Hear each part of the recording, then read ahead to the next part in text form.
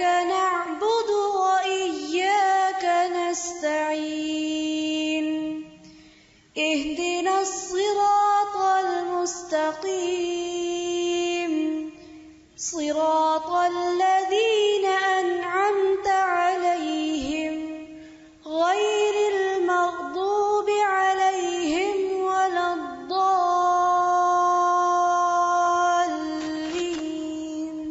آمين صدق الله العظيم.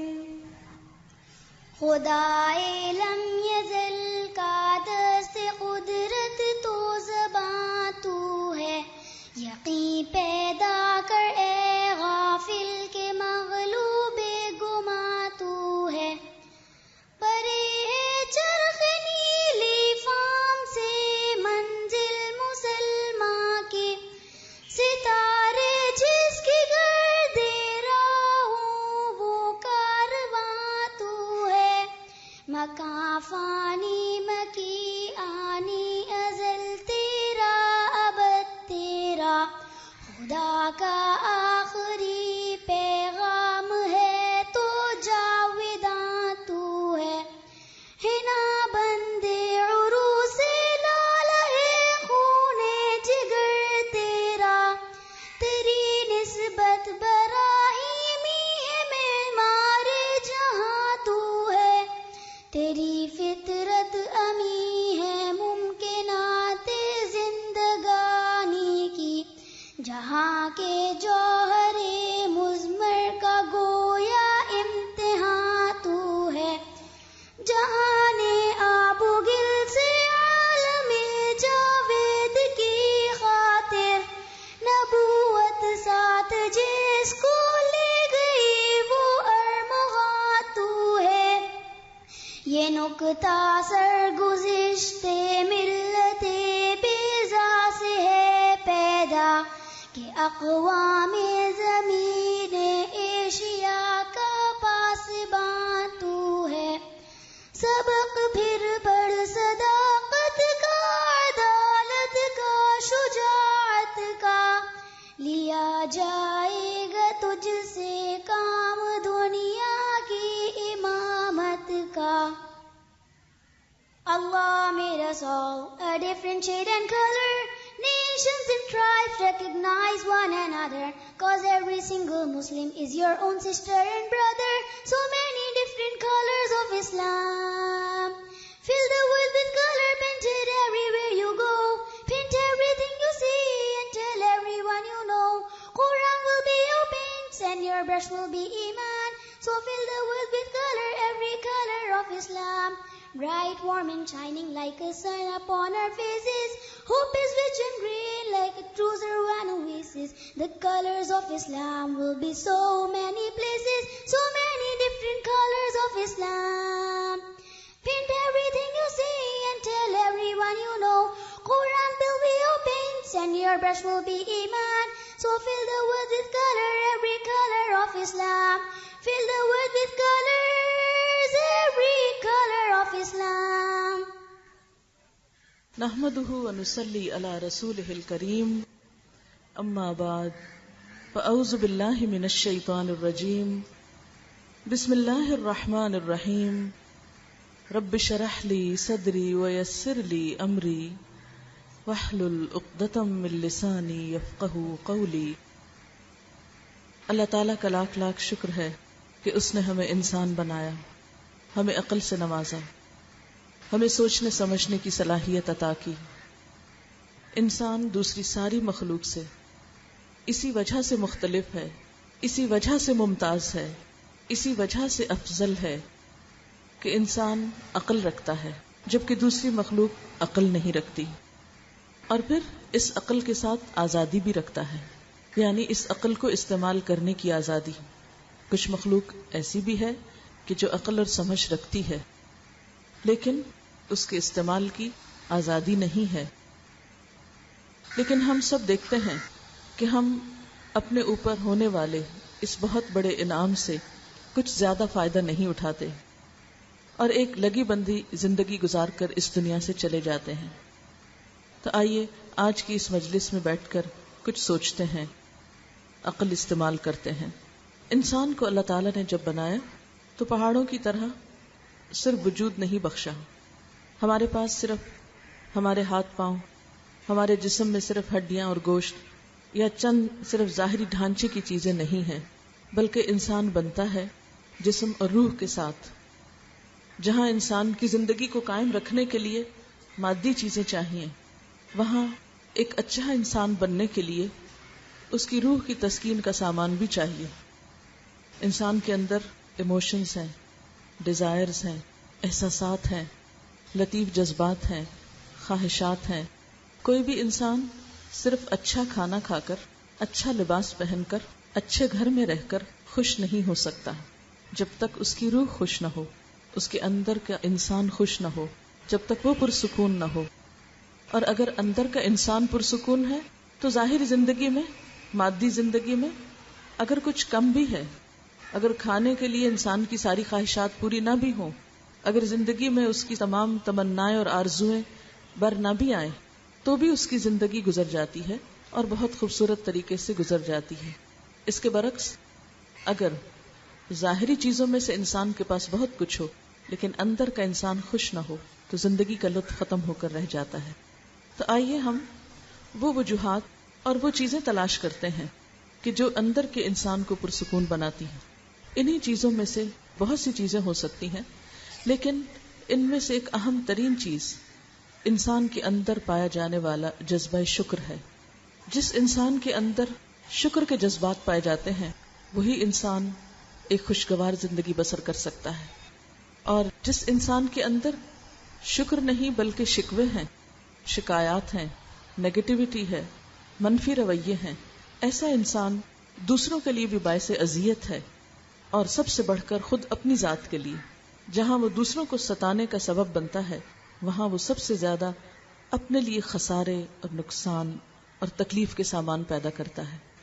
ہم دیکھتے ہیں کہ قرآن پاک کا آغاز جن الفاظ سے ہوتا ہے، الحمدللہ رب العالمین، کہ سب شکر اللہ رب العالمین کے لیے ہے، سب تعریفیں اللہ سبحانہ وتعالی کے لیے ہیں.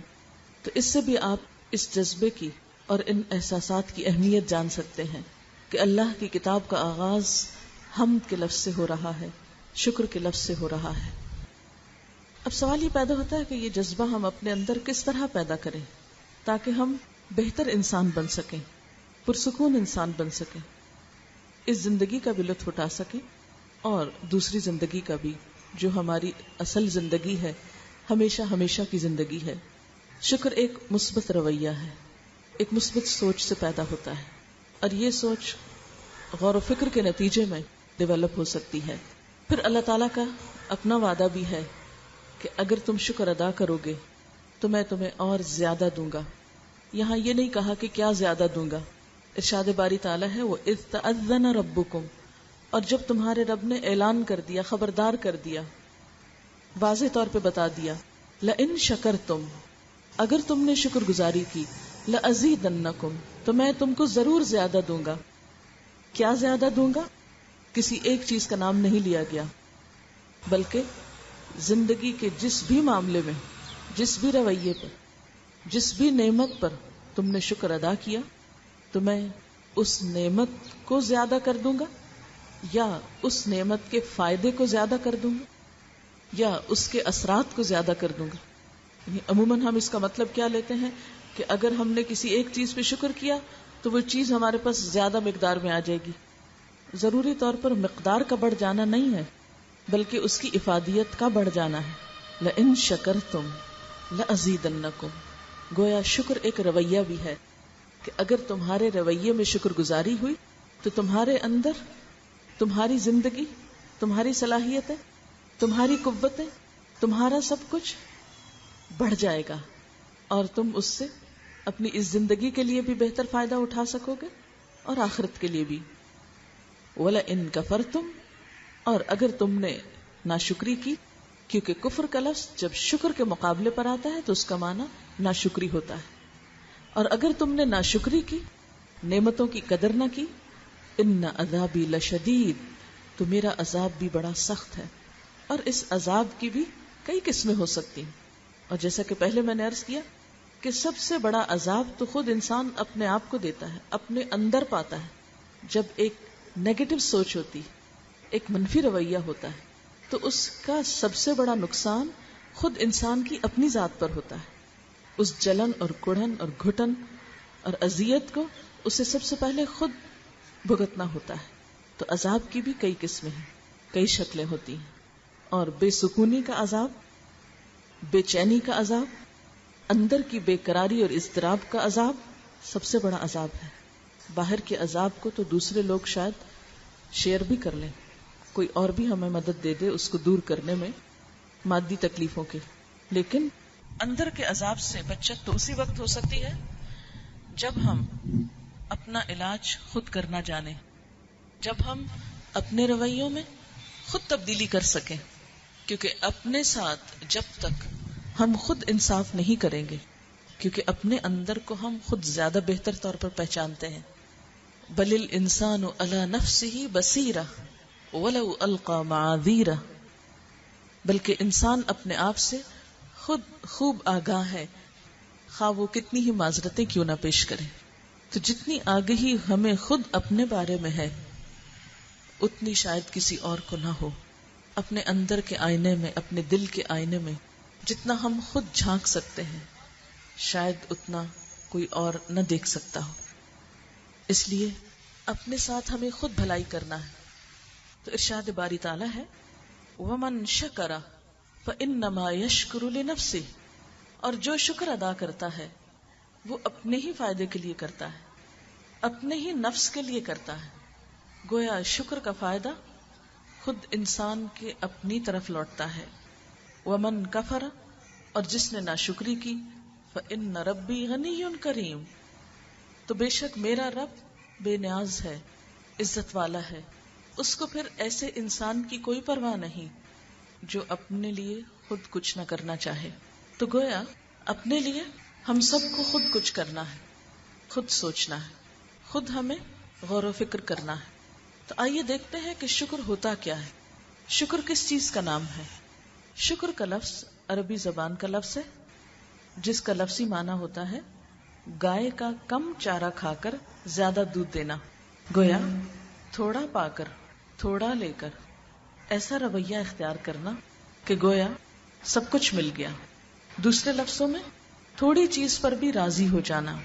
دابت شکور اس جانور کو کہتے ہیں جو اپنی صحت سے یا اپنے رویے سے یہ ظاہر کرے کہ اس کا مالک اس کا خوب خیال رکھتا ہے. تو شکر کسی نعمت دینے والے کی نعمت کو اس طرح اس کا اظہار کرنا کہ جس سے مالک کی قدردانی آئے، یعنی نعمت کا تصور کر کے اس کا اظہار کیا جائے اور نعمت دینے والے کے ذکر سے انسان معمور ہو. اب سوال یہ پیدا ہوتا ہے کہ یہ کیفیت ہمارے اندر کس طرح پیدا ہو، یعنی یہ رویہ ہمارے اندر کس طرح پیدا ہو، شکر کیسے آئے. شکر پیدا ہوتا ہے نعمتوں کی پہچان سے، نعمتوں میں غور و فکر کرنے سے. جیسا کہ قرآن پاک میں آتا ہے وَإِن تَعُدُّوا نِعْمَتَ اللَّهِ لَا تُحْصُوهَا، اگر تم اللہ کی نعمتوں کو شمار کرنا چاہو، ان کو گننا چاہو، ان کا احاطہ کرنا چاہو تو تم کر نہیں سکتے. گویا شکر پیدا کرنے کے لیے نعمتوں کی پہچان ضروری ہے، نعمتوں پر غور و فکر ضروری ہے، نعمتوں پر نظر ضروری ہے، نعمتوں کی قدر ضروری ہے. اور یہ کیسے ہوگا؟ اگر انسان اپنی ذات سے شروع کرے اور پھر اپنی ذات کے دائرے کو بڑھاتا چلا جائے اور اس زمین پر جو کچھ بھی انسان کے لیے ہے اپنی حسب استطاعت ان تمام چیزوں پر غور کرے تو انسان کا رویہ اپنے مالک کے بارے میں، اپنے محسن کے بارے میں یکسر تبدیل ہو جائے گا. اور اگر اپنے مالک کے بارے میں، سب سے بڑھ کر احسان اور انعام کرنے والے کے بارے میں ہماری سوچ، ہمارے احساسات، ہمارے جذبات تبدیل ہو گئے تو گویا پھر باقی تمام چیزوں کی حیثیت اور وقت ہمارے ذہن میں واضح ہو جائے گی. اور اس طرح ہم اس زمین پر، اس دنیا میں اپنے مقام کو بھی پہچان سکیں گے اور اپنی ذمہ داری اور اپنے حصے کے رول کو بھی بہتر طور پر ادا کر سکیں گے. اللہ تعالیٰ نے اس زمین پر جو کچھ بھی بنایا ہے حقیقت میں وہ انسان ہی کے لیے بنایا گیا. اللہ سبحانہ و تعالیٰ قرآن پاک میں فرماتے ہیں خلق لکم ما فی الارض جمیعا، تمہارے لیے پیدا کیا جو کچھ زمین میں ہے سارے کا سارا. گویا یہ سب کچھ جو ہمیں نظر آتا ہے، جو ہمارے آس پاس ہے، دائیں بائیں ہے، آگے پیچھے ہے، یہ سب کچھ ہمارے لیے بنایا گیا. اگر انسان اس بات کو سوچنے لگے تو نعمتوں کے احساس سے اس کا سر جھک جائے کہ کتنا بہترین ہے وہ رب، کتنا کرم کرنے والا ہے وہ آقا کہ جس نے یہ سب کچھ میرے لیے بنایا. اور اس میں سے کس کس چیز سے ہم فائدہ اٹھا رہے ہیں، ان کو اگر ہم گننا چاہیں تو گن نہیں سکتے، جیسا کہ اس نے خود فرمایا. تو چلیے آج کی اس مجلس میں ہم چند ایک باتوں کی طرف توجہ کرتے ہیں کہ جن کو ہم استعمال کر رہے ہیں یا جن نعمتوں سے ہم فائدہ اٹھا رہے ہیں. اس کا احاطہ کرنا تو ناممکن، اگر ساری زندگی بھی ہم یہ کام کرتے رہیں تو ہو نہیں سکتا. لیکن صرف چند ایک چیزوں کی طرف آپ کی توجہ کرانا چاہوں گی. اللہ سبحانہ وتعالیٰ قرآن پاک میں فرماتے ہیں وَجَعَلَ لَكُمُ السَّمْعَ وَالْأَبْصَارَ وَالْأَفْئِدَةَ قَلِيلًا مَا تَشْكُرُونَ. اس نے تمہارے لیے کان اور آنکھیں اور دل بنائے مگر تم کتنا تھوڑا شکر ادا کرتے ہو. تو گویا ہماری جسمانی نعمتوں میں سب سے بہترین نعمتیں جن پر اللہ تعالیٰ خاص طور پر شکر گزاری کی دعوت دے رہے ہیں وہ ہمارے کان، آنکھیں اور دل ہیں. ہماری آنکھیں دیکھتی ہیں اور مختلف چیزوں کو دیکھنے کے بعد ہمارا دماغ جس طرح کام کرتا ہے، ہمارے دل کے احساسات جس طرح بدلتے ہیں. آپ سوچئے کہ اگر ہم دیکھ نہ سکیں تو ہمارے احساسات اور ہمارے جذبات اس طرح کام نہیں کر سکتے. ہم بہت سی ایسی چیزوں کو دیکھتے ہیں کہ جن کو صرف دیکھ کر ہم خوش ہو جاتے ہیں. مثلا اپنے بچوں کو دیکھ کر ہر ماں خوش ہو جاتی، مثلا سبزے کو دیکھ کر ہم میں سے ہر شخص خوش ہوتا ہے. خوبصورت آسمان اور بادل، آسمان پر ستارے، سمندر کی وسعتیں، یہ سب چیزیں دیکھ کر ہمارا دل خوش ہو جاتا ہے. تھوڑی دیر کے لیے سوچئے کہ اگر ہم دیکھ نہ سکتے ہوتے تو کتنے ہی نظاروں سے محروم ہوتے، اور ان نظاروں سے محروم ہونے پر ہمارے دل کو جو راحت اور سکون اور خوشی اور ٹھنڈک نصیب ہوتی ہے وہ نہ ہو سکتی. اپنی کسی بھی من پسند چیز کو دیکھ کر ہمارے دل کی جو کیفیت ہوتی ہے، جو سکون آتا ہے، وہ کتنی بڑی نعمت ہے. لیکن کبھی ہم نے غور نہیں کیا کہ ہماری آنکھیں اللہ کی کتنی بڑی نعمت ہیں. اور پھر یہ کہ اپنی مرضی سے دیکھنا اور اپنی مرضی سے ان کو بند کر لینا، ہم نے کبھی اس نعمت پر بھی توجہ نہیں دی. اوناسس ایک یونانی تاجر تھا جو دنیا کا امیر ترین انسان تھا، لیکن اس کے ساتھ ایک عجیب و غریب بیماری تھی. اور وہ کیا تھی کہ وہ اپنی آنکھوں کو خود جھپک نہیں سکتا تھا، یعنی اپنی آنکھیں اپنی مرضی سے بند اور کھول نہیں سکتا تھا. کہتے ہیں کہ اتنا مال تھا اس کے پاس کہ اس کے مقابل کوئی دوسرا شخص نہیں تھا. اس نے امریکہ کی خاتون اول جیکولین کینیڈی سے شادی کی اور دنیا بھر میں اس کے تجارتی جہاز آتے جاتے تھے، زیتون کا کاروبار کرتا تھا، لیکن اپنی آنکھیں خود نہیں جھپک سکتا تھا. تو اس کے لیے ڈاکٹرز کیا کرتے کہ اس کی آنکھوں کو صبح کھول کر سولوشن ٹیپ لگا دیتے اور شام کو اتار دیتے تو اس کی آنکھیں خود بخود گر جاتی اور وہ سو جاتا. کسی نے اس سے پوچھا کہ تمہاری زندگی کی سب سے بڑی خواہش کیا ہے؟ تو اس نے کہا کاش میں ایک دفعہ اپنی مرضی سے اپنی آنکھیں کھول اور بند کر سکتا. پھر اس سے پوچھا گیا کہ تم اس کے لیے کیا قیمت دے سکتے ہو؟ تو اس نے کہا میں اپنی ساری دولت دے سکتا ہوں. کوئی مجھ سے ساری دولت میری لے لے اور مجھے صرف یہ نعمت مل جائے کہ میں اپنی مرضی سے اپنی آنکھیں جھپک سکوں. لیکن ہم میں سے کم ہی کسی نے کبھی یہ سوچا کہ یہ بھی ایک نعمت ہے. ہم 1 منٹ کے اندر ان گنت بار اپنی آنکھیں جھپکتے رہتے ہیں، اور جب کوئی ناپسندیدہ چیز سامنے آتی فوراً بند کر لیتے ہیں، اور کبھی محض اپنے جذبات کے اظہار کے لیے اپنی آنکھیں زیادہ یا کم جھپکتے ہیں. ایک دن میں جھپکنے والی آنکھوں کی جو تعداد ہے اس پر اگر ہم غور کریں تو کہا یہ کہ وہ ایک دفعہ جھپکنے کے لیے ساری دولت دینا چاہتا تھا، لیکن ہم نے کیا دیا آج تک؟ ہم نے آنکھیں جھپکنے کی کیا قیمت پے کی؟ کچھ بھی تو نہیں. کتنی دفعہ میں نے اور آپ نے صرف اس نعمت پر الحمدللہ کہا ہو کہ ہم آنکھیں جھپک سکتے ہیں. پھر اسی طرح آپ دیکھیں کہ ہماری آنکھیں 1,10,00,000 رنگ دیکھ سکتی. آپ دیکھیں کہ اگر ہم بلیک اینڈ وائٹ دیکھتے ہوتے تو یہ پھولوں کا اور درختوں کا اور عمارتوں کا اور ہر چیز کا رنگ جو ہے وہ ملتا جلتا نظر آتا، ایک جیسا نظر آتا. تو جتنی خوبصورتی رنگوں کی وجہ سے ہوتی وہ کسی اور چیز کی وجہ سے نہیں. اور کبھی ہم نے غور کیا کہ ایک ہی چیز کی ایک ہی رنگ کے کتنے شیڈ ہم دیکھ سکتے ہیں اور ان کو ڈسٹنگوش کر سکتے ہیں، ورنہ چیزوں میں خوبصورتی ہی نہ آئے. پھر اسی طرح یہ ہے کہ آنکھوں کے اندر جو نمی پائی جاتی، اگر یہ نمی نہ ہو تو آئی بالز جو ہیں وہ کریک ہو جائیں، ہم دیکھ نہ سکیں. پھر اسی طرح دل، کبھی ہم نے نہیں سوچا کہ ہمارا دل جو ہے وہ آٹومیٹک مشین ہے، خود کام کرتا ہے.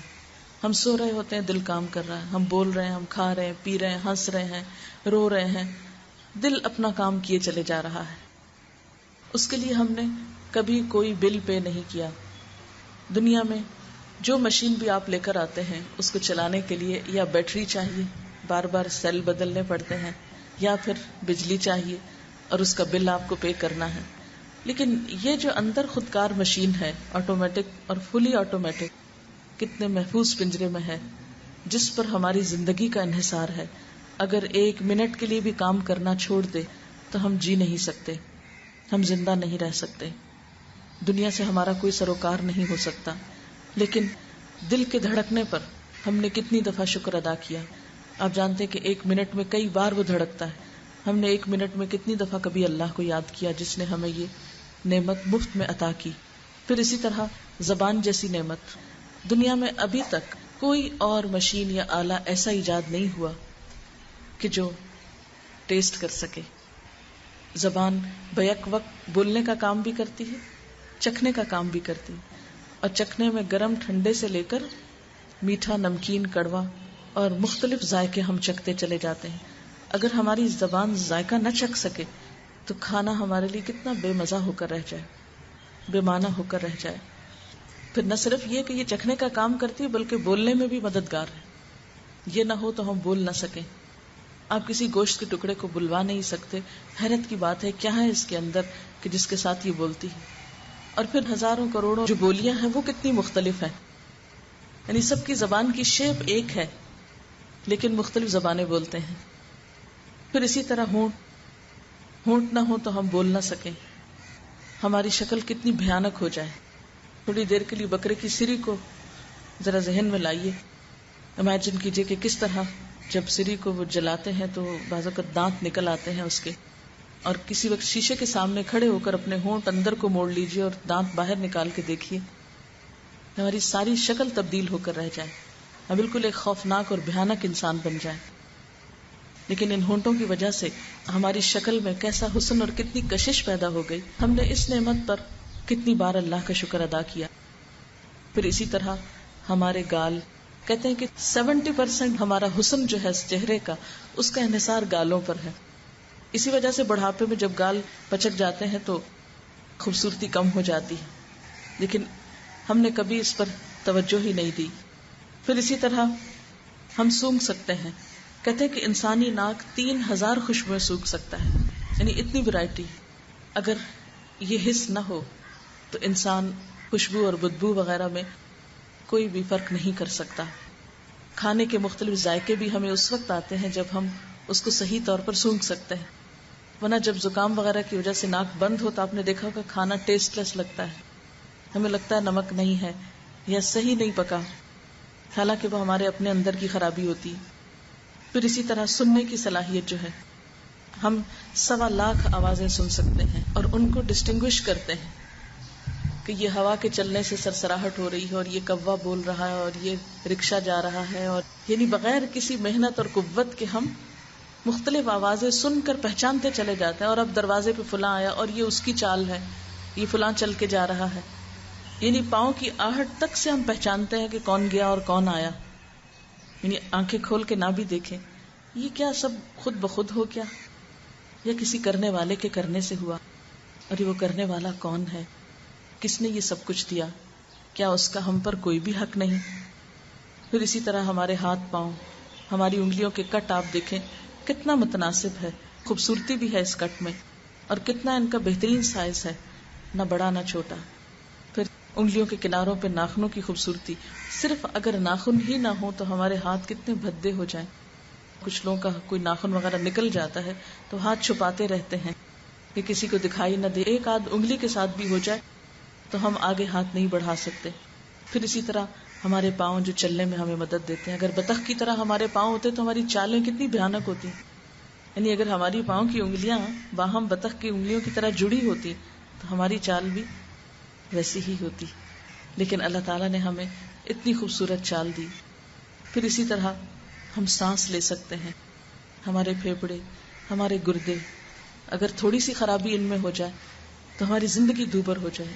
جو سانس کی بیماری کا شکار ہوتے ہیں ان کو کتنی تکلیف ہوتی ہے مختلف مواسم میں. پھر اسی طرح ہمارا لیور، کہتے ہیں کہ 40 فیکٹریز کا کام کرتا ہے، اتنے کیمیکلز تیار کرتا ہے. اگر لیور کا کام باہر زمین پر کرنا ہو تو آپ کو 40 فیکٹریز لگانی پڑیں گی. اتنا کچھ بنا کر ہمارے لیے سٹور بھی کرتا ہے اور بوقت ضرورت سپلائی بھی کرتا ہے. پھر اسی طرح دیگر نعمتیں، سونا، اگر ہم سو نہ سکیں تو ہماری زندگی حرام ہو جائے. پھر اسی طرح کھانے پینے کی بے شمار نعمتیں. اللہ سبحانہ و تعالیٰ قرآن پاک میں فرماتے ہیں، یا ایھا الذین آمنوا کلوا من طیبات ما رزقناکم واشکروا للہ ان کنتم ایاہ تعبدون. اے لوگو جو ایمان لائے ہو، اگر تم حقیقت میں اللہ ہی کی بندگی کرتے ہو تو جو پاکیزہ چیزیں ہم نے تمہیں بخشی ہیں انہیں بے تکلف کھاؤ اور اللہ کا شکر ادا کرو. لیکن ہم میں سے کتنے لوگ ہیں جو کھا کر شکر ادا کرتے ہیں؟ ہمارا رویہ عام طور پر کیا ہوتا ہے؟ ان ساری نعمتوں کو پا کر ہمارا طریقہ کار کیا ہے؟ ہم کبھی نہیں سوچتے کہ الحمدللہ ہماری آنکھیں ہیں، ہمارا ناک ہے، ہمارے ہونٹ ہیں. ہم دن بھر یہی تبصرے کرتے رہتے ہیں کہ فلاں کا ناک موٹا ہے، فلاں کا منہ کھلا ہے اور فلاں کی آنکھیں چھوٹی ہیں، یا اپنا ہی دیکھ دیکھ کے حسرت کی آہیں بھرتے رہتے ہیں کہ ہمارا ایسا اور ایسا کیوں نہیں. یعنی بجائے اس کے کہ ہم شکر کا رویہ اختیار کریں اور جو کچھ ہمیں ملا ہے اس کو کسی بہترین کام میں لگائیں، ہم اسی رنج اور غم اور حسرت سے ہی نکل نہیں پا رہے. ہم صرف وہ دیکھ رہے ہیں جو ہمارے پاس نہیں ہے، جو ہمیں نہیں ملا. ہم نے انسانوں کے حسن کے کچھ خود ساختہ معیار قرار دے رکھے ہیں اور ہر کلچر میں مختلف ہیں. کہیں پر کچھ ہے، ایک چیز کو پسند کیا جاتا ہے تو کسی دوسری جگہ وہی چیز کچھ پسندیدہ نہیں. سوچ کی بات ہے نا. تو جب تک ہم اس چیز سے باہر نہیں نکلیں گے، ہم انسانی شکلوں پہ تبصرے کرنے کی بجائے کسی اور رخ کی طرف کوئی کریٹو یا کوئی پازیٹو یا کوئی مفید اور کارآمد کام نہیں کریں گے، اس وقت تک نہ ہماری روح کو چین ہو سکتا ہے اور نہ ہمارے دلوں کو اطمینان ہو سکتا ہے. خیر الناس من ینفع الناس، بہترین انسانوں میں سے وہ ہے جو انسانوں کو فائدہ دیتا ہے، جو دوسروں کی بھلائی کے کام کرتا ہے. جب کوئی شخص آپ کی مدد آ کر کرتا ہے، آپ کے کام آتا ہے، آپ کو خوشی پہنچاتا ہے، تو کیا آپ پلٹ کر یہ دیکھتے ہیں کہ اس کی شکل کیسی ہے؟ کوئی یہ نہیں دیکھتا. اس وقت جب انسان شکل کے مقابلے میں اپنے اندر وہ صلاحیتیں پیدا کرنے کی کوشش کرے جس سے دوسروں کو فائدہ ہو تو دلوں میں کہیں دور رس جگہ بنا سکتا ہے بنسبت اس انسان کے کہ جو محض اپنی ظاہریت کو سجانے اور بنانے میں لگا رہے لیکن کسی دوسرے انسان کے کچھ بھی کام نہ آ سکے، کسی دوسرے انسان کو کوئی بھی فائدہ نہ پہنچا سکے. لیکن افسوس یہ کہ ہمارا قومی رویہ، ہمارا عمومی رویہ کچھ یوں بن چکا ہے کہ ہم صرف ظاہر پرست ہو کر رہ گئے ہیں. ہم انسانوں کی قدر و قیمت صرف ان کی ظاہری شکل و صورت سے دیکھ رہے ہیں اور نتیجتاً ہمیں کہیں بھی چین اور قرار نہیں، کہیں بھی اطمینان نہیں. اس لیے اگر ہم اپنے بارے میں بھی کہ اپنی زندگی کا ایک بڑا حصہ صرف اپنے ظاہر کو سنوارتے رہنے کی بجائے اپنے اندر ان کوالٹیز کو پیدا کرنے میں استعمال کریں کہ جس سے ہم اپنی دنیا اور آخرت کے لیے اور دوسرے انسانوں کی بھلائی کے لیے بہترین کام کر سکیں، تو پھر آپ دیکھیں کہ آپ کے اندر کس قدر خوشی آتی ہے. خوبصورت شکل دیکھ کر آئینے میں وہ خوشی دل میں نہیں آئے گی جو کسی انسان کے مدد کرنے سے، کسی کے کام آنے سے اور کسی کا شکر گزار بننے سے آپ کے اندر آ سکتی ہے. پھر اسی طرح ہم دیکھتے ہیں کہ زمین و آسمان میں اللہ تعالیٰ نے اور بہت سی چیزیں ہمارے لیے پیدا کی ہیں جن کا ہم کوئی نعم البدل نہیں پاتے.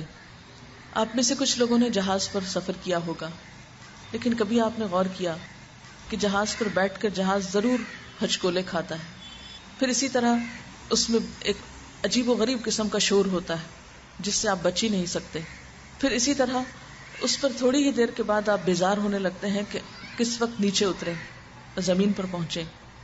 یعنی جہاز کی سواری باقی تمام سواریوں کے مقابلے میں ایک آرام دہ سواری سمجھی جاتی، ایک بہترین سواری سمجھی جاتی، لیکن اس میں بھی وہ چیز نہیں جو اللہ تعالیٰ نے ہمارے لیے باقی چیزوں میں بنائی. مثال کے طور پر آپ دیکھیں کہ ہماری یہ زمین اس فضا کے اندر 1000 میل فی گھنٹہ کی رفتار سے سواری کر رہی ہے.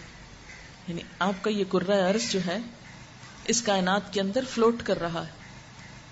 اب یوں سمجھے کہ میں اور آپ سب مل کر ایک بہت بڑے جہاز پر بیٹھے ہوئے ہیں، لیکن کبھی ہمیں پتا چلا، کبھی زمین نے اس طرح ہچکولے کھائے کہ کبھی یہ اوپر ہو رہی ہے اور کبھی نیچے جا رہی ہے اور کبھی دائیں اور کبھی بائیں، کہ ہمیں کام کرتے ہوئے کبھی ادھر کو گرائے اور کبھی ادھر کو گرائے.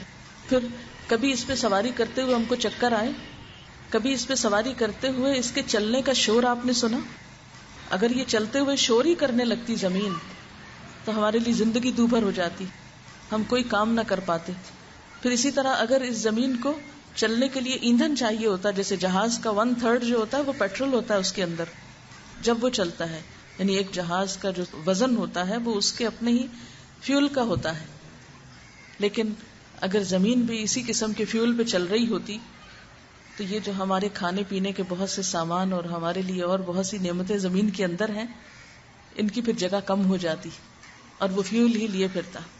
لیکن اللہ تعالیٰ نے ہمیں اس زمین پر جو زندگی بخشی اور اس پر جو آرام دہ طریقے سے ہمیں رکھا، اس کو مہاد کہا، یعنی ہمارے لیے جھولا ہے. اب بہت عرصہ گزرا کہ ہم نے قرآن میں پڑھا کہ زمین جھولے کی طرح ہے، لیکن کبھی ہمیں نہیں پتا تھا کہ جھولے کی طرح کس طرح جھول رہی ہے. لیکن ایسا پرسکون جھولا ہے کہ ہم سب کے لیے ایک پرسکون ٹھکانہ ہے، رہنے کی جگہ ہے. اسی میں ہم کھا پی رہے ہیں، اسی میں اپنے مردے دفن کر رہے ہیں، اسی سے ہماری غذائیں نکل رہی ہیں، اسی میں ہمارے پینے کا سامان ہے، اسی پہ ہم سب کچھ کر رہے ہیں. لیکن کبھی ہم نے غور نہیں کیا، کبھی ہم نے اس نعمت پر شکر ادا نہیں کیا. تو ہمیشہ انسان اسی وقت پرسکون انسان ہو سکتا ہے جس میں سب سے پہلے اپنے خالق کا شکر گزار بنے. جو انسان اپنے خالق کا شکر گزار بنتا ہے، اپنے خالق کے بارے میں ایک مثبت سوچ رکھتا ہے، وہی انسان سکون اور خوشی کا راز پا لیتا ہے. تو ہمیں کیا کرنا ہے؟ ان نعمتوں پر نمبر 1 غور و فکر کرنا ہے، نمبر 2 ان نعمتوں کے دینے والے کے بارے میں اپنا رویہ درست کرنا ہے، اور پھر نمبر 3 اس زمین پر ہمارے ساتھ اور بہت سی چیزیں جو ہیں ان کے ساتھ ہمیں اپنا معاملہ درست کرنا ہے. اور نتیجتاً کیا ہوگا کہ خود ہماری اپنی زندگی میں خوشی لوٹ آئے گی، نہ صرف یہ کہ یہاں بلکہ دوسری دنیا میں بھی، اگلے جہان میں بھی. اب آپ دیکھیں کہ اللہ تعالیٰ کے بارے میں ہمارا رویہ کیسا ہونا چاہیے. شکر میں آپ دیکھیے کہ اس کے 3 طریقے ہو سکتے ہیں شکر ادا کرنے کے، یہ شکر کے اظہار کے، اور ہم ان تینوں کو اپنے اوپر اپلائی کر کے دیکھتے ہیں. نمبر 1 تو یہ کہ ہمارے دل میں اپنے محسن کے بارے میں کیا جذبات ہیں. عام طور پر ہمارے دل میں اللہ تعالیٰ کے بارے میں نہ تو کوئی محبت ہوتی ہے اور نہ ہی کوئی نفرت ہوتی ہے. جتنا اس کے بارے میں ہم سوچیں گے، غور کریں گے، چھوٹی چھوٹی چیزوں کے بارے میں، مثال کے طور پر یہ پھول کافی دیر سے آپ کے سامنے رکھے ہوئے ہیں. ایک نظر تو یہ ہے کہ آپ دیکھ رہے ہیں کہ ہاں ایک شیشے کے واز میں پھول رکھے ہیں، اور ایک نظر یہ ہے کہ آپ تھوڑی سی توجہ کریں، تھوڑی سی توجہ مانگتے ہیں یہ پھول، کہ آپ دیکھیں کہ ان کے اندر اور ان کے باہر کے رنگ میں کتنا فرق ہے، اس کے اندر جو فر ہے اس میں کتنی خوبصورتی ہے. پھر آپ دیکھیں کہ ایک ہی بنچ کے اندر کتنا مختلف طرح کا شیڈ ہے. پھر اسی طرح اور بہت سی چیزوں کے بارے میں، مثلا آج کل پیچز یا آڑو موجود ہیں، آپ ذرا ان کو کاٹ کر دیکھیے کہ کتنا خوبصورت رنگ ہے، چھلکے کا کچھ ہے، اندر کے پلپ کا کچھ ہے، اور سب سے زیادہ خوبصورت رنگ تو گٹلی کے ساتھ والے حصے کا ہے. اگر اس کو کاٹ کر آپ پلیٹ میں رکھ کے دیکھیں تو ایک بہت ہی خوبصورت نظارہ پیدا کرتا ہے. میں کبھی سوچتی ہوں کہ اللہ تعالیٰ چاہتے تو ایک ہی رنگ اوپر نیچے سے سب آم کی طرح اس کا بھی ایک ہی کر دیتے. یعنی باہر سے تو آم سے ملتا جلتا رنگ اور سائز نظر آتا ہے بعض اوقات، لیکن آم میں اور اس میں فرق ہے. کیا ضرورت تھی کہ ہمارے لیے آم بھی پیدا کیے اور یہ بھی ضروری پیدا کرتے؟ یہ نہ بھی پیدا کرتے تو ہم کیا کر لیتے؟ لیکن ایک ایک چیز کے ساتھ اس نے ہمارا کتنا خیال رکھا. ہمارے نفس، ہماری نگاہیں، ہماری سوچ، ہمارے دل، ان ساروں کی خوشی کے لیے کیسے کیسے سامان پیدا کی. لیکن ہمیں صرف دلچسپی اس سے ہوتی ہے کہ ہم لیں اور کھا لیں. کبھی نہیں سوچتے کہ اس کے حسن کو بھی تھوڑی دیر دیکھیں اور اس کے ذریعے بھیجنے والے کو بھی تھوڑا اپریشیٹ کریں، اس کی بھی تھوڑی تعریف کر لیں کہیں بیٹھ کے. بعض اوقات میں دیکھتی ہوں کہ لوگ جب کوئی انسان کسی کے لیے کھانا پکاتے ہیں تو ضرور، چاہے دل سے چاہے جیسے بھی، ضرور تعریف کرتے ہیں. نہیں، یہ آداب میں شامل ہے کہ کوئی کھانا پکائے تو اس کی تعریف کی جائے. لیکن جب ایسا کرتے ہیں تو میں ہمیشہ سوچتی ہوں کہ لوگ اس وقت اس کو کیوں بھول گئے ہیں جس نے یہ سب کچھ بنایا تھا. ہم تو بعد میں پکا رہے ہیں، جس نے بھیجا ہے اس کے لیے تو الحمدللہ کہیں نہیں رہے. اس کو تو یاد کیا ہی نہیں اس پورے کھانے کی محفل میں، پوری پارٹی میں. اس کو تو ہم نے باہر ہی رکھا کہ بس آپ نے دے دیا، اب آپ جانے، آپ کا کام جانے، اور ہم اپنی مرضی سے اب ان سب چیزوں کو کریں گے. تو جو ایک شکر گزار بندہ ہوتا ہے وہ قدم قدم پر اللہ کی قدرتوں کو دیکھتا ہے آنکھ کھول کر. کیونکہ اسی لیے اللہ تعالیٰ فرماتے ہیں نا، میں نے تمہارے لیے آنکھیں بنائی، کان بنائے، دل بنا، مگر تم لوگ شکر ہی ادا نہیں کرتے ہو.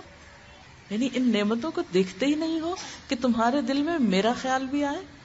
تو جب ان کو دیکھیں گے تو اس کی یاد آئے گی. جب اس کی یاد آئے گی تو دل میں ایک محبت پیدا ہوگی.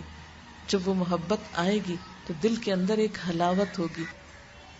یعنی جیسے ایک حدیث میں آتا ہے کہ ایمان کی مٹھاس اس شخص کو ملتی ہے جس کو اللہ اور اس کا رسول باقی ہر چیز سے زیادہ پیارا ہو جائے. لیکن چونکہ وہ محبت اللہ اور رسول صلی اللہ علیہ وسلم کی ہر چیز سے بڑھ کر ہے نہیں، لہذا ایمان کی مٹھاس اور ٹھنڈک اور حلاوت اور وہ لطف بھی ہم نے کبھی نہیں اٹھایا. ایمان کو ایک بوجھ کی طرح لیے بچائے پھرتے ہیں کہ بس اب اس کے ساتھ مرے تو جنت میں جائیں ورنہ مشکل بڑی ہو جائے گی، بجائے اس کے کہ اس کی مٹھاس ہم محسوس کرتے اس کو بوجھ کی طرح لے کے پھر رہے ہیں. مسلمان ہونا ایک مصیبت بن گیا ہمارے لیے. اللہ کی عبادت ایک بوجھ بن گئی.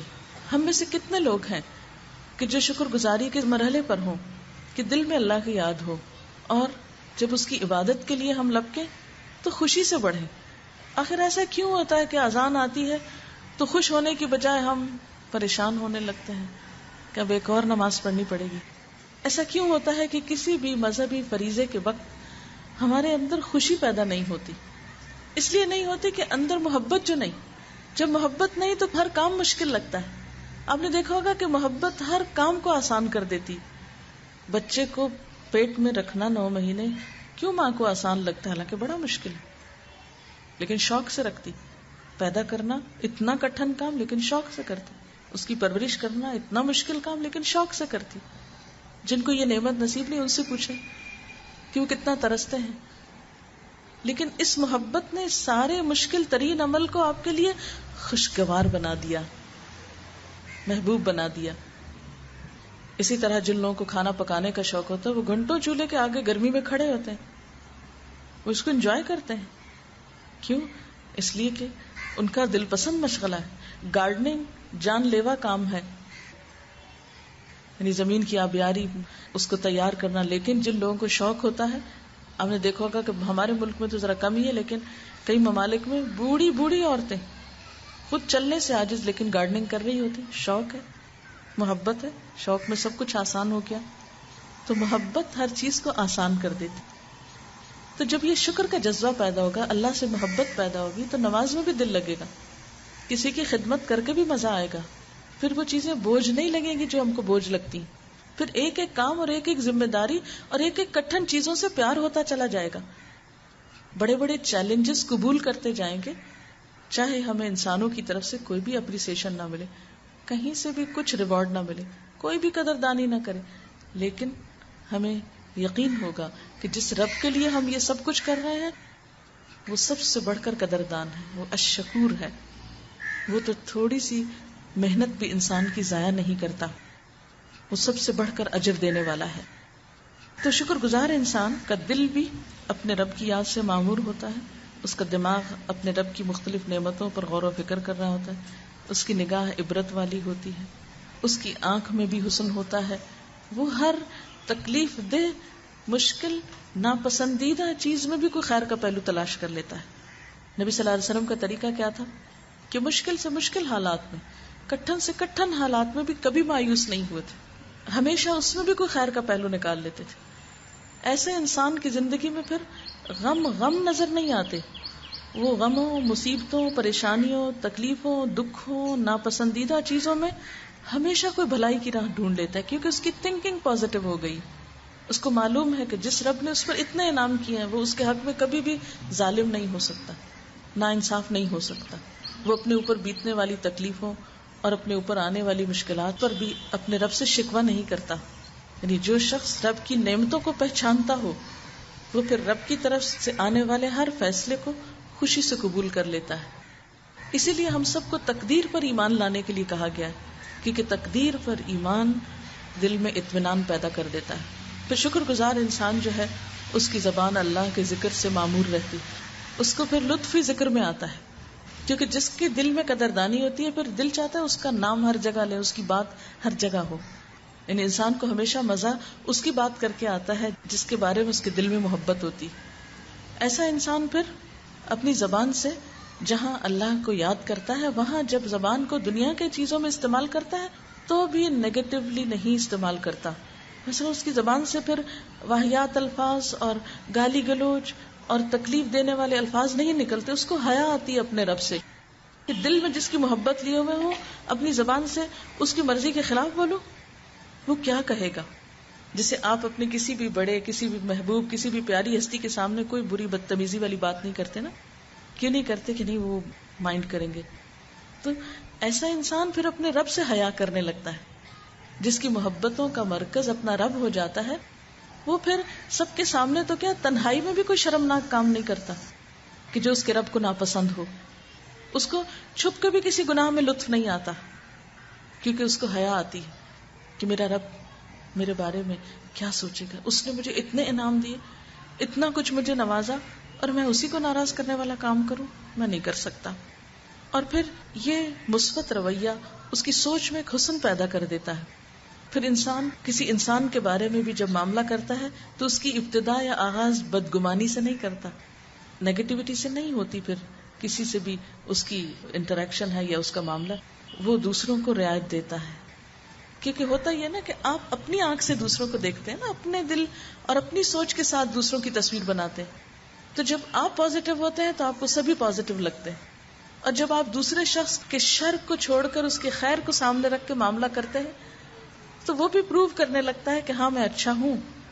لیکن جب آپ کسی کے ساتھ معاملہ ہی اس طرح کرتے ہیں کہ اس میں کوئی خیر نہیں تو نتیجہ کیا ہوتا ہے؟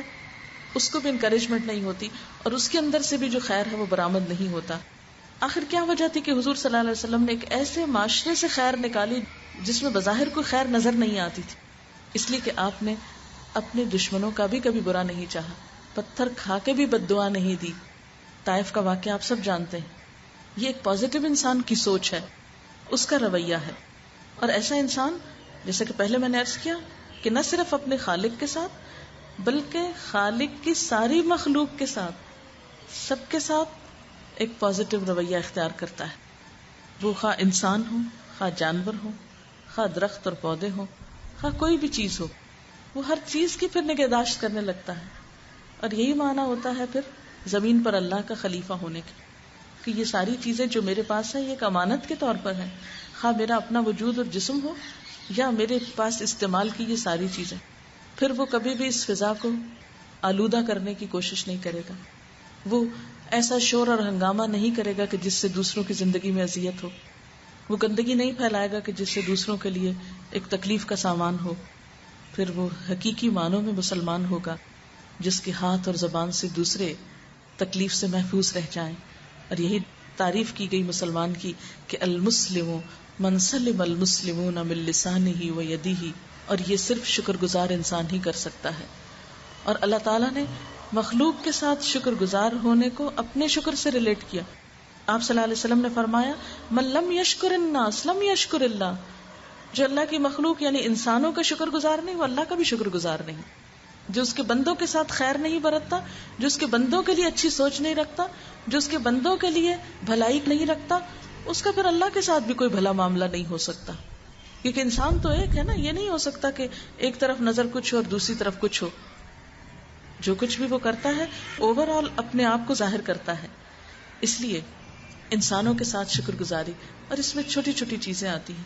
سب سے بڑی بات تو یہ کہ انسانوں کے ساتھ بدگمانی کا رویہ نہ ہو، ان کے ساتھ گفتگو میں اذیت کا رویہ نہ ہو، اور ان کے ساتھ معاملہ کرتے ہوئے ان کی برائیوں کو، کمزوریوں کو، کوتاہیوں کو اگنور کر کے ان کی بھلائیوں کو سامنے رکھ کے معاملہ کیا جائے. جیسا کہ نبی صلی اللہ علیہ وسلم نے دین کی تعریف یہی کی کہ الدین النصیحہ، دین سراسر خیر خواہی کا نام. جب ہم کسی کے دیندار ہونے کی بات کرتے ہیں صرف نماز روزے کی حد تک بات کرتے ہیں، وہ بہت بزرگ ہے، بہت پائس ہے، بڑا نیک ہے، ظاہری حال حلیے یہ شکل کے اوپر بات کرتے ہیں.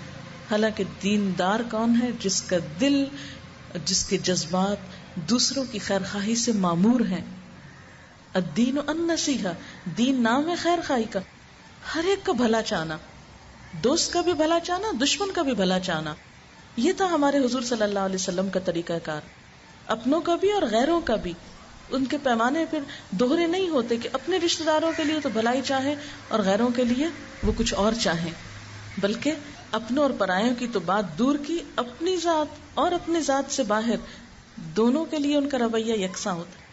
جو وہ اپنے لیے چاہتا ہے وہی سب کے لیے چاہتا ہے، اور جو سب کے لیے چاہتا ہے وہی اپنے لیے چاہتا ہے. آپ صلی اللہ علیہ وسلم نے قسم کھا کے یہ بات فرمائی کہ تم میں سے کوئی شخص مومن نہیں ہو سکتا جب تک کہ وہ اپنے مومن بھائی کے لیے وہ نہ چاہے، وہ نہ پسند کرے جو اپنے لیے چاہتا ہے. کیا ہم اپنے لیے چاہیں گے کہ ہماری کوئی غیبت کرے؟ کیا ہم اپنے لیے چاہیں گے کہ ہم پر کوئی الزام تراشی کرے؟ کیا ہم اپنے لیے چاہیں گے کہ ہمارے ساتھ کوئی بدتمیزی کرے؟ کیا ہم اپنے لیے چاہیں گے کہ ہمارے لیے کوئی سازشوں کے جال بنے؟ کبھی نہیں چاہیں گے. تو نتیجتاً ایسا شخص کسی اور کے لیے بھی نہیں چاہے گا. وہ کسی کے ساتھ بھی کوئی معاملہ کرتے ہوئے یہ ضرور سوچے گا کہ میں جو کسی کے لیے نقصان کا سوچ رہا ہوں کیا میں اپنے لیے بھی یہی چاہوں گا. وہ کسی کے ساتھ بھی معاملہ کرتے ہوئے یہ سوچتا ہے اس جگہ پر اگر میں ہوتا تو میں اپنے لیے کیا چاہتا. مثلا اگر وہ ایک ڈاکٹر ہے تو مریض کے ساتھ معاملہ کرتے ہوئے سوچ لے گا کہ اگر اس جگہ پیشنٹ میں ہوتا تو میں اپنے لیے ڈاکٹر سے کیا رویہ چاہتا. ایک استاد ہے تو سوچ لے گا کہ اگر شاگرد میں ہوتا تو اپنے لیے کیا چاہتا. ایک غلام یا نوکر ہے تو فوراً سوچ لے گا کہ اگر اس کی جگہ میں اس شخص کا غلام اور نوکر ہوتا تو اپنے لیے کیا رویہ چاہتا.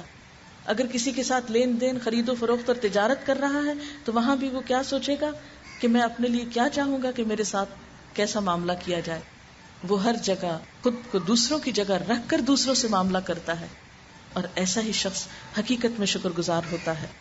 اور پھر انسانوں میں شکر گزاری کے جو درجات اور مرحلے ہیں اس میں سب سے بڑھ کر والدین کے ساتھ شکر گزاری کا حکم قرآن پاک میں بارہا دیا گیا. انشکر لی ولوالدیک، میرا شکر ادا کرو، اپنے والدین کا کرو. پھر عورتوں کے لیے شوہر کی شکر گزاری کو ان کے نیکی کا ایک حصہ بنا دیا گیا.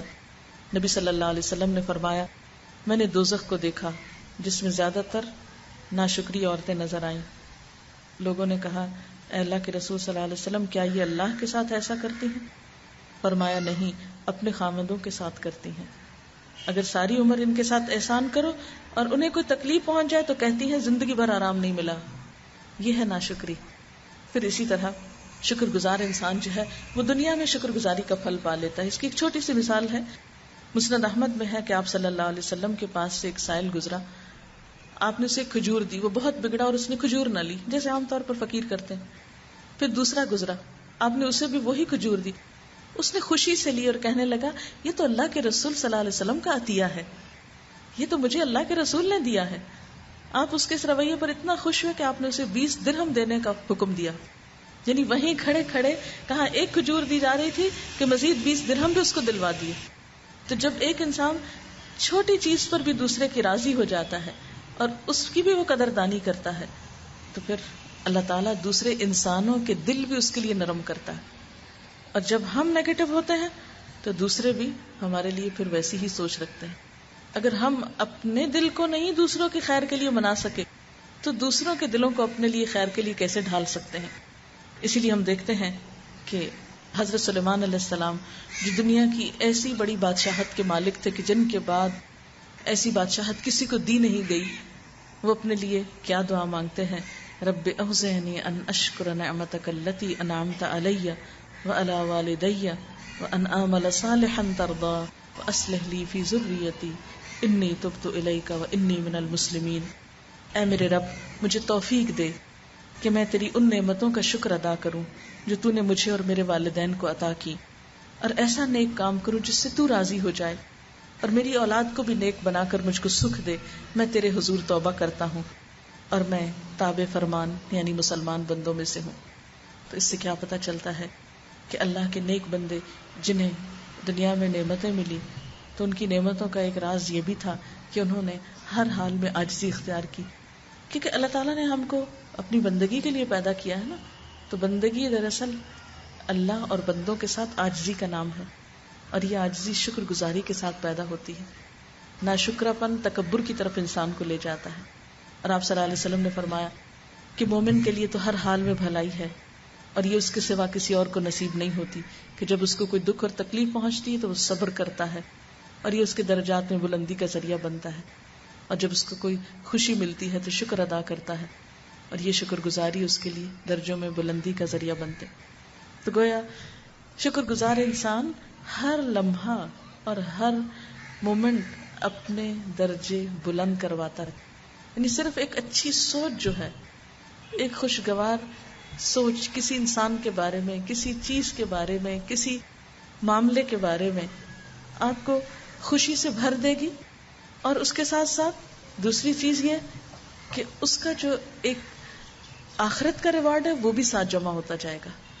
یعنی یہ صرف دنیا ہی کی خوشی کا ذریعہ نہیں بلکہ وہ ساری سوچ آپ کی عبادت بنتی چلی جائے گی. یہی معنی ہے اس بات کا کہ مومن کی تو ساری زندگی عبادت ہوتی ہے. تو اللہ تعالی ہمیں حقیقی معنوں میں اپنا شکر گزار اور عبادت گزار بندہ بنائے. اور اسی لیے ہم دیکھتے ہیں کہ نبی صلی اللہ علیہ وسلم کا معمول تھا کہ ہر نماز کے بعد جو پہلی دعا مانگتے وہ کیا تھی؟ رب اعنی علی ذکرک و شکرک و حسن عبادتک. اے میرے رب، تو مجھے توفیق دے، تو میری مدد کر کہ میں تیرا ذکر کر سکوں اور تیرا شکر کر سکوں اور تیری خوبصورت عبادت کر سکوں. اللہ تعالیٰ سے دعا ہے کہ وہ ہم سب کو اس بات کی توفیق دے کہ ہم ایک مثبت سوچ رکھنے والے انسان بنے، اور ہمارا دل، ہماری زبان، ہمارے رویے اور ہمارے معاملات سب کے سب اللہ اور بندوں کے ساتھ شکر گزاری پر مبنی ہوں. وآخر دعوانا ان الحمد للہ رب العالمین. دعا کر لیتے ہیں. سبحان اللہ والحمد للہ ولا الہ الا اللہ واللہ اکبر ولا حول ولا قوة الا باللہ العلی العظیم. اللہم صلی علی محمد وعلی آل محمد کما صلیت علی ابراہیم وعلی آل ابراہیم انک حمید مجید. اللہم بارک علی محمد وعلی آل محمد کما بارکت علی ابراہیم وعلی آل ابراہیم انک حمید مجید. ربنا آتنا فی الدنیا حسنۃ وفی الآخرۃ حسنۃ وقنا عذاب النار. ربنا لا تزغ قلوبنا بعد اذ ہدیتنا وہب لنا من لدنک رحمہ انک انت الوہاب. یا اللہ پاک، جو کچھ بھی ہم نے پڑھا ہے، سنا ہے، تو اپنی رحمت سے اسے قبول فرما. جو بات آپ کی مرضی کے مطابق زبان سے نکلی ہو، یا رب العالمین اس پر ہمیں عمل کی توفیق دے. اور اگر انسان ہونے کے ناطے کوئی بھول چوک ایسی ہو گئی ہو یا زبان سے کوئی ایسی بات نکلی ہو جو آپ کو پسند نہ آئی ہو، تو ہم سب کو اس سے پھیر دے. ہمیں اپنا شکر گزار بندہ بنا لے، اپنا اطاعت کرنے والا بندہ بنا لے. یا اللہ ہمیں مثبت سوچ عطا کر، ہمیں اس دنیا میں اپنی صلاحیتوں سے بہترین کام کرنے کی توفیق دے. ہم ایسا عمل کریں کہ جس سے تو راضی ہو جائے، ہم ایسا کام کریں کہ جس سے تیرے بندوں کی خیر اور بھلائی ہو. یا اللہ تو ہماری ذات کو دوسرے انسانوں کے لیے نفع مند بنا دے. یا اللہ تو ہمیں اپنے چنے ہوئے بندوں میں شامل کر لے. یا اللہ تو ہمارے گناہوں کو معاف کر دے. یا رب العالمین تو ہمیں ہر منفی رویے، ہر منفی سوچ اور ہر منفی عادت سے محفوظ رکھ. یا اللہ تو ہمیں اپنا قرب دے دے. یا اللہ تو ہم سے راضی ہو جا. یا اللہ جتنی بہنیں یہاں آئی ہیں ان سب کا آنا اور یہ وقت لگانا قبول فرما. ان سب کو صحت اور تندرستی اور دنیا اور آخرت کی خوشیاں نصیب فرما.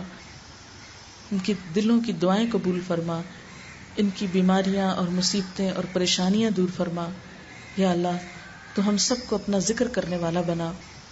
یا اللہ ہم سے وہ کام لے لے جس سے تو راضی ہو جائے. یا رب العالمین تو ہمیں ہر اس برائی سے، مصیبت اور تکلیف سے جو دنیا اور آخرت میں ہمارے لیے نقصان دہ ہو سکتی ہے اس سے محفوظ رکھ. یا اللہ تو اس جگہ کو خیر و برکت والا بنا، اور جنہوں نے اس مجلس کا اہتمام کیا ہے انہیں اس کی بہترین جزا عطا فرما اور سب کی کوشش کو قبول فرما. ربنا تقبل منا انک انت السمیع العلیم وتب علینا انک انت التواب الرحیم. وصلی اللہ تعالی علی خیر خلقہ محمد وعلی آلہ واصحابہ واہل بیتہ اجمعین برحمتک یا ارحم الراحمین. الہی آمین. سبحانک اللہم وبحمدک نشہد ان لا الہ الا انت نستغفرک ونتوب الیک. والسلام علیکم ورحمۃ اللہ وبرکاتہ.